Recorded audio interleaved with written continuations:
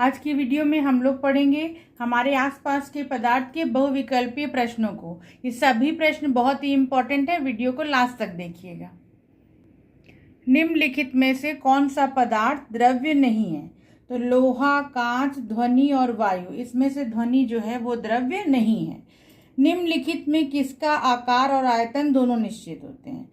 तो ठोस अवस्था का आकार और आयतन दोनों निश्चित होते हैं। तो इसमें देखिए पारा दिया है, जल दिया है, वायु दिया है और चांदी। चांदी ठोस है, इसलिए इसका आंसर क्या हो जाएगा? चांदी हो जाएगा। अंतराअणुक बल सबसे अधिक प्रबल किसमें होता है? तो अंतराअणुक आकर्षण बल सबसे अधिक ठोस में होता है।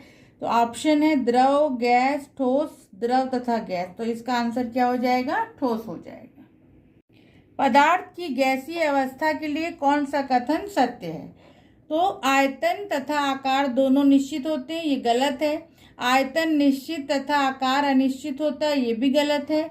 आयतन तथा आकार दोनों ही अनिश्चित होते हैं, ये आपका आंसर हो जाएगा। निम्नलिखित में किस पदार्थ का ऊर्ध्वपातन होता है? तो अमोनियम क्लोराइड नौसादरिक ऊर्ध्वपातज पदार्थ है, इसका ऊर्ध्वपातन होता है। निम्नलिखित में कौन सा पदार्थ पिघलने से पहले ही वाष्प में परिवर्तित हो जाता है? तो ऊर्ध्वपातज पदार्थ ठोस से सीधा वाष्प में बदलता है, तो इसका आंसर क्या हो जाएगा? कपूर हो जाएगा। अंतराअणुक बल किस में नगण्य होता है? तो अंतराअणुक आकर्षण बल का मान गैस अवस्था में जो है वो नगण्य होता है। विसरण किस अवस्था में संभव है? तो विसरण की क्रिया जो है वो ठोस, द्रव तथा गैस तीनों में होती है। विसरण की दर सबसे अधिक किस में होती है? तो विसरण जो है सबसे अधिक गैस में होता है। किस ताप पर किसी द्रव का वाष्प दाब उसके वायुमंडलीय दाब के बराबर हो जाता है, उसे क्या कहते हैं? तो क्या कहते हैं? क्वथनांक कहते हैं। आइंस्टीन ने द्रव्यमान तथा ऊर्जा में क्या संबंध दिया था? तो E बराबर mc²। ताप बढ़ाने पर पदार्थ की कौन सी ऊर्जा बढ़ती है? गतिज ऊर्जा बढ़ जाती है। किस अवस्था में पदार्थ के कणों की गति तीव्र व अनियमित होती है? गैस अवस्था में। शुष्क बर्फ क्या है? तो ठोस कार्बन डाइऑक्साइड को शुष्क बर्फ कहते हैं। बर्फ का गलनांक केल्विन में क्या होगा? तो बर्फ का गलनांक केल्विन में 273.15 K होता है। जल का क्वथनांक 100 डिग्री सेल्सियस है, ये केल्विन में कितना होगा? तो K = होता है C+273। अब 273 में आप 100 जोड़ देंगे तो उत्तर कितना हो जाएगा? 373 हो जाएगा। गर्मी में घड़े में रखा जल ठंडा क्यों हो जाता है? वाष्पन की क्रिया के कारण।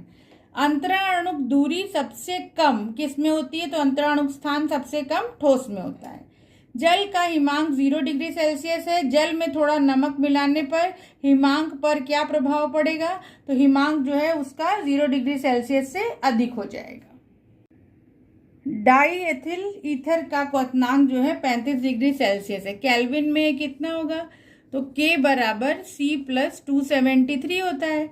तो 35 में जब आप 273 जोड़ देंगे तो 308 आ जाएगा।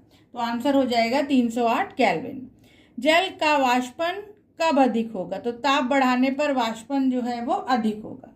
हथेली पर एसीटोन डालने पर ठंडक महसूस होती है, क्या कारण है? तो वाष्पन के कारण जो है ठंडक महसूस होती है।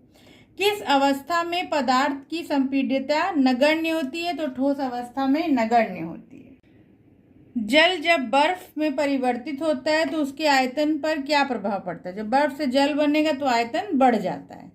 किसी ठोस में अशुद्धि मिलाने पर उसका गलनांक क्या हो जाता है? घट जाता है।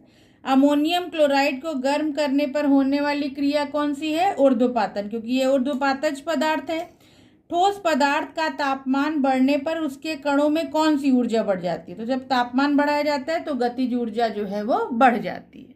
पदार्थ की किस भौतिक अवस्था में निश्चित आकार, स्पष्ट सीमाएं तथा स्थिर आयतन होता है? ठोस अवस्था में। निम्नलिखित में कौन सा पदार्थ है? तो इसमें वायु जो है वो पदार्थ है। जल में यूरिया घोलने पर उसका क्वथनांक क्या हो जाता है? बढ़ जाता है। आई होप आज की वीडियो आपको पसंद आई होगी, और अगर वीडियो आपको पसंद आई है तो मेरे चैनल को सब्सक्राइब करिए, वीडियो को लाइक करिए। आज के लिए इतना ही।